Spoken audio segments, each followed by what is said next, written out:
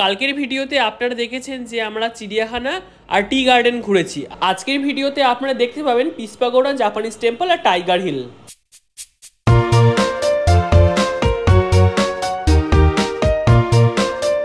তো আমাদের tea garden হয়ে গেছে, জামা কাপড় পরে খোলাও হয়ে গেছে, চা খেলাম একটু টেস্টিং এর জন্য। তো এখন আমরা যাবো পিস পাগোডা জাপানিজ টেম্পলে, চলুন সেখানে গিয়ে দেখা হচ্ছে।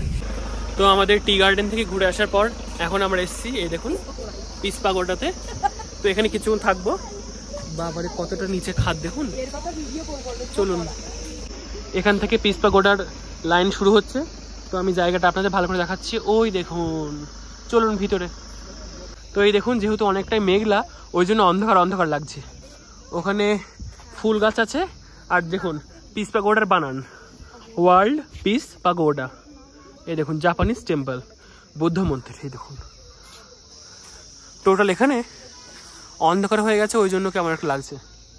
এই দেখুন এদিকেও তাই। আমরা ওই উঁচুতে ওখানে উঠবো, চলুন। টি গার্ডেনে যখন গিয়েছিলাম অনেকটা গরম লাগছিল, সেখানে রোদ ছিল, কিন্তু আজকে অনেকটাই খুবই ঠান্ডা লাগছে।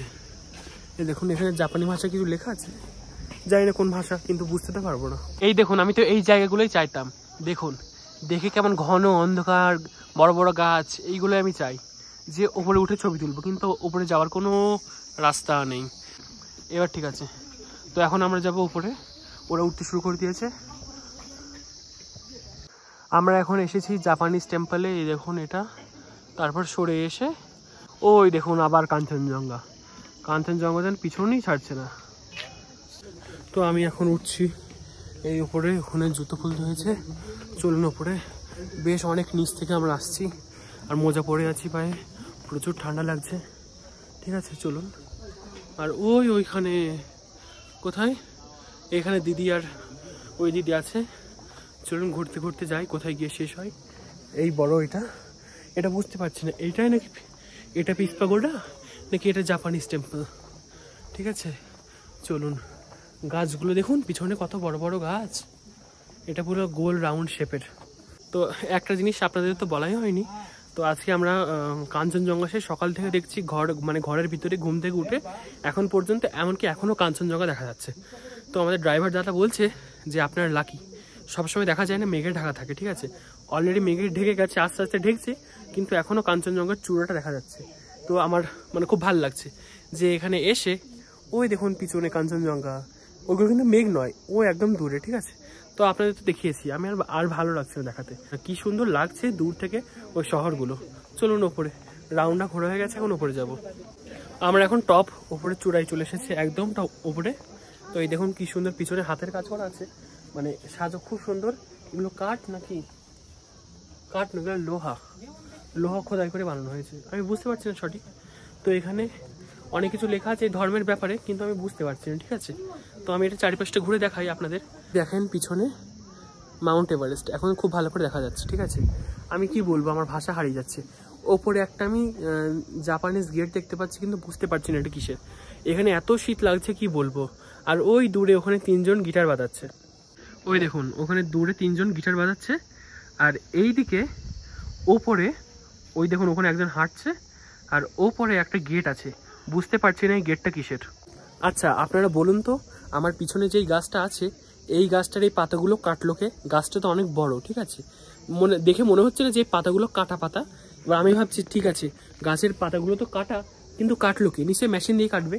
তো দেখে আমি একটু অবাক হয়েছি। আর এই দেখুন নিচে এরকম গাছপালাগুলো আছে। এই দেখুন নিচে 2টো মেয়ে ছবি তুলছে। এই মেয়ে তাকাও, ওখানে যে ওরা গান করছে, গিটার বাজাচ্ছে, এত দূর শোনা যাচ্ছে, খুব ভালো লাগছে, খুবই শীত লাগছে। তো আমাদের যে ড্রাইভার দাদা আছে ওনার নাম কুমার, একটু বয়স্ক নয়, বয়স কম, দিদি থেকে 3-4 বছরের বড় হবে হয়তো। তো ও খুব মিশুকে, ওর সঙ্গে কথা বলে ভালো লাগলো। এখানে থাকে, এবার কিছুদিন পর ভবিষ্যতে মিরিকে যাবে, সেখানে গিয়ে সেটেল হওয়ার ইচ্ছা আছে ওনার, এই আর কি। তো ওনার বাড়িতে কে কে থাকে, মাম্মি থাকে, ওনার পাপা থাকে। তো জিজ্ঞাসা করছিলাম, আমাদের কলকাতাতে সবসময় এসি আমরা চালাই, ঠিক আছে, এবার এখানে কারোর বাড়ি এসি আছে কিনা। এবার উনি বলছে এখানে তো আমরা এসি চালাই না, কিন্তু এখানে আমরা গিজার চালাই সবসময়। এবার বলছে যেগুলো রানিং ওয়াটার আছে সেইগুলো তুলনামূলকভাবে গরম থাকে, আর যেগুলো স্টোরেজ পানি সেগুলো খুবই ঠান্ডা, এই আর কি। কি খায় আমি জিজ্ঞেস করছি, আপনার কি চাওয়াল ডাল খান? বলছে না, সেরকম খাই না, কিন্তু প্রতিদিন আলাদা আলাদা রুটি খাই, একটু আলাদা আলাদা আর কি। এই যে আমি কথার মাঝখানে আটকে যাচ্ছি, আপনারা এরকম কিছু মনে করবেন না, এটা একটু দেখে নেবেন। আমার একটু মানে এরকম আছে একটু। এই দেখুন এবার রোদ হয়ে গেছে, মানে কখন যে আবহাওয়া পরিবর্তন হয়ে যাচ্ছে বুঝতে পারছি না। একটু আগে মেঘ ছিল, আপনারা দেখলেন কথা বলতে বলতে আবার রোদ হয়ে গেল। কিন্তু এই যে বড় বড় গাছ, এটা দেখে খুবই ভালো লাগলো।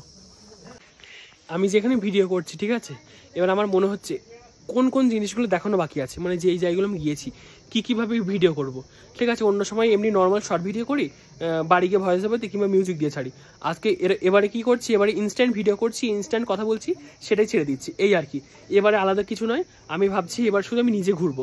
এত দূর এসেছি বাড়ি থেকে, ভিডিও তো করবো, তার সঙ্গে ঘুরবো।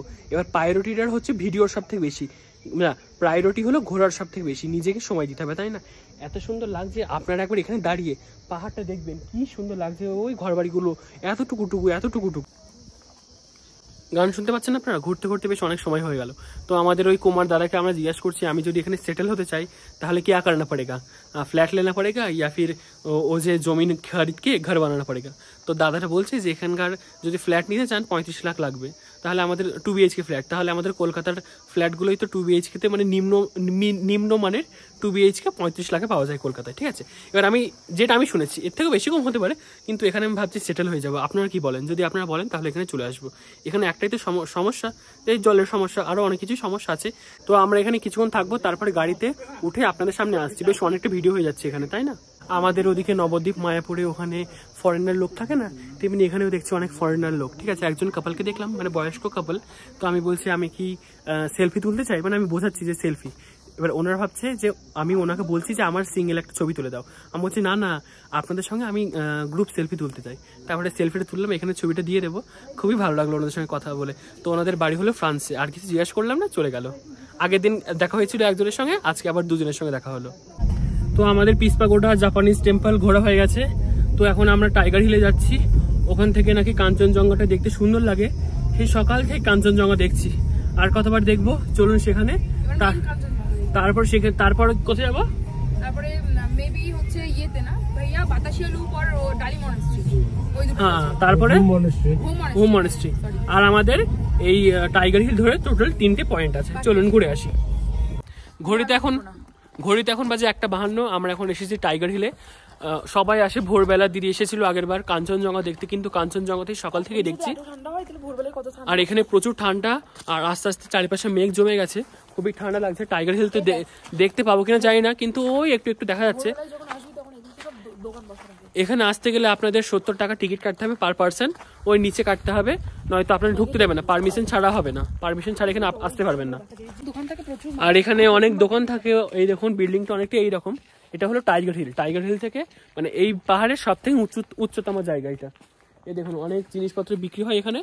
তো এখানে আপাতত কেউ নেই, কিন্তু ওখানে একটা আছে, এটা কি বলে, টেলিস্কোপ বলে এটাকে, ওটা টেলিস্কোপ ওরকম কিছু, ওখান থেকে যাতে কাঞ্চনজঙ্ঘাটা ভালো করে দেখা যায়। ওয়াও, কি সুন্দর লাগছে দেখুন তো মেঘগুলো। একবার দাঁড়ান আপনাদের ব্যাক ক্যামেরায় দেখাই। এই দেখুন আমরা এখন এসেছি টাইগার হিলে। টাইগার হিল থেকে আমরা কি দেখবো, কাঞ্চনজঙ্ঘা তো সকাল সকাল আমরা দেখতে পাচ্ছি। এই দেখুন এই বিল্ডিংটা অনেকটা এইরকম, ওখানে কয়েকটা দোকান বসেছে, কয়েকটা গাড়ি আছে হাতে গোনা। আর এখানে এইগুলো, ওই দেখুন কাঞ্চনজঙ্ঘা আর দেখা যাচ্ছে না। কাঞ্চনজঙ্ঘা কোথায়, সব মেঘে ঠেকে গেছে। আর আস্তে আস্তে কুয়াশাগুলো ওই দিক থেকে আসছে। দিদি বলছে মানুষজনও ওই উপরে উঠে পড়ে। আর ওখানে একটা টাওয়ার মতো আছে। দূর থেকে একবার দেখুন তো শহরটা কি সুন্দর লাগছে। এই দেখুন, ওয়াও, খুব শীত করছে, প্রচন্ড শীত করছে ভাই রে ভাই, কি বলবো, এখানকার নেটওয়ার্কগুলো এত খারাপ। এখানে আসলাম জাস্ট 5Gটা অন করে ইনস্টাগ্রামে ঢুকেছি, চলছে না, ইনস্টাগ্রাম বন্ধ। তো এই দেখুন এসেছি আমরা এখানে, কি দেখাবো আপনাদের এখানে। তো আমি মানে অনেক ইনফরমেটিভ ভিডিও করতে চাইছিলাম, যেটা আমাকে দিদি বকছে যে তুই নর্মাল ভিডিও করছিস, কথা বলছিস, কিন্তু মানে কোথায় গেলে কি হবে সেটা বলছিস না।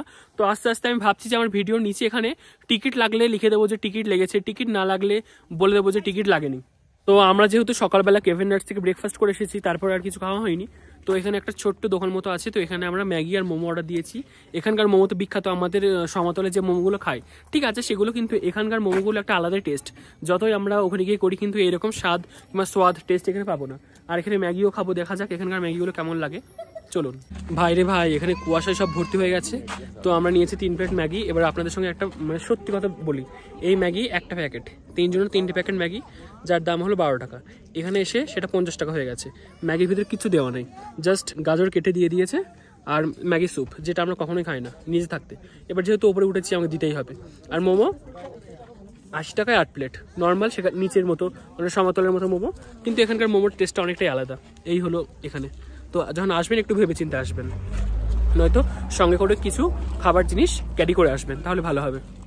চারিদিকে অনেকটাই কুয়াশা হয়ে গেছে, রোদ চলে গেছে। এদিকে ম্যাগিটা খেয়ে বল কেমন দিদি, বল কেমন খেতে, আলাদা কেমন? একটু আলাদা রকম খেতে, মানে আমরা এরকম খাইনি, কিন্তু দামটা মারাত্মক, কিন্তু কোয়ান্টিটি ঠিক আছে। একটু আরেকটু বেশি হলে ভালো হতো, বাট কোয়ান্টিটি ঠিক আছে। আমাদের ড্রাইভার দাদাটা বললো যে এই পাহাড়ে সব থেকে উঁচু জায়গা হলো এই টাইগার হিলটা, তারপরে এর থেকেও যে উঁচু জায়গা আছে সেটা হলো সান্দাকফু, এইটা যেটা আপনারা বলবেন, ঠিক আছে? তো উঁচু জায়গায় দাঁড়িয়ে সব কিছু দেখে পুরো পরিষ্কার, এই মেঘলা এই রোদ, এই মেঘলা এই রোদ। চলুন, আমার দেখা হয়ে গেছে। এখন আর 2টো পয়েন্ট বাকি আছে, একটা ঘুম মনেস্ট্রি আর একটা বাতাসিয়া লুপ। আর ওই দেখুন টেলিস্কোপ, ওই যেটা বললো যে যখন মেঘ সরে যায় ওইটা দিয়ে কাঞ্চনজঙ্ঘা দেখতে পাওয়া যায়। বেশি ভুল বকছি না, চলুন। এরপর কোথায় যাবে? এরপর মনে মনেস্ট্রি যাবে, আর এরপর যদি মনেস্ট্রি যাই তাহলে মনেস্ট্রি, আর যদি লুপে যাই তাহলে লুপ। চলুন, সেখানে গিয়ে দেখা হচ্ছে। এই দেখুন এখানকার রাস্তাগুলো দেখুন কতটা ঢালু। আমরা কোথায় যাব? নিচে গিয়ে আবার বাঁয়ে ব্যাক মুড়বে, তাহলে বুঝতেই পারছেন কি অবস্থা। আর এখানকার পাশেই গাছপালাগুলো। চলুন এবার নিচে নেমে, ওই দেখুন রাস্তাটা জাস্ট একবার দেখুন।